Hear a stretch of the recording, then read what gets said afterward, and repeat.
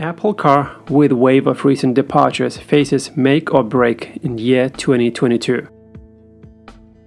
Going on 8 years, the car project needs to hire and hold on to the right people in order to realize its goal of a truly autonomous car.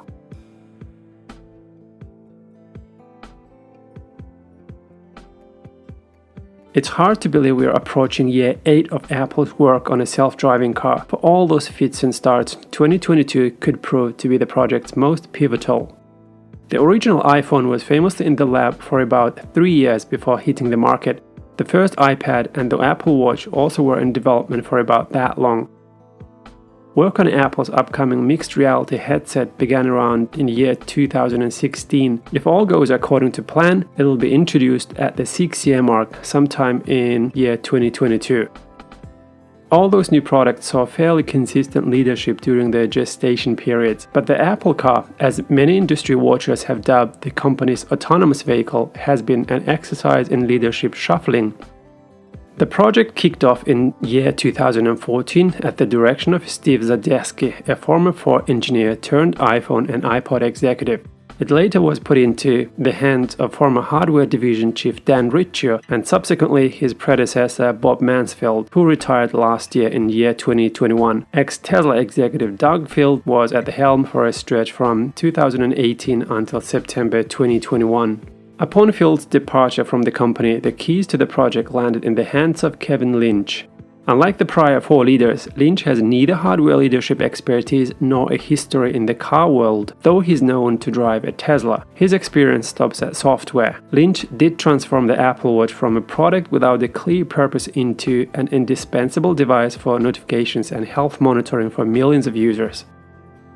Software is core to the Apple Car in at least 2 ways. The underlying self-driving software that will power the car, and as with all things Apple, the operating system users will interact with to operate the vehicle.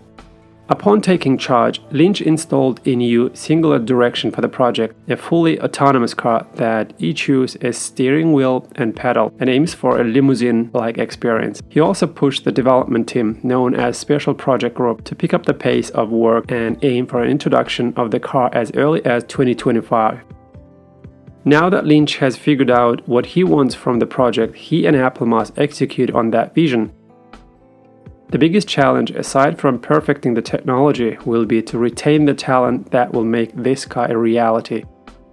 While Field was in the name and title the biggest departure from the Apple Car team in year 2021, he was just one of many people who have moved on. In early 2021, the wave of departures started with 4 of the company's top Apple Car leaders, all of which reported to Field: Dave Scott, James Wado, Dave Rosenthal, and Benjamin Leon. Field then bolted in September 2021 for Ford. Michael Schwekuch, who ran hardware for Apple's project, was soon to follow. It's not just top managers who've resigned. Recently, at least 3 key engineers who worked on battery technology, drivetrain systems and self-driving sensors left. Some of the ex-Apple employees have joined flying taxi startups. So do these engineers believe they are more likely to launch a flying car than a self-driving Apple vehicle for streets? While it has the vision, it needs to hire and keep the right people to make it all work. If you can't figure out how to do that after a year under its 5th Apple Car chief, maybe it should reconsider the feasibility of the project or just put its nearly $200 billion in cash to work and buy some new EV startups to get it rolling.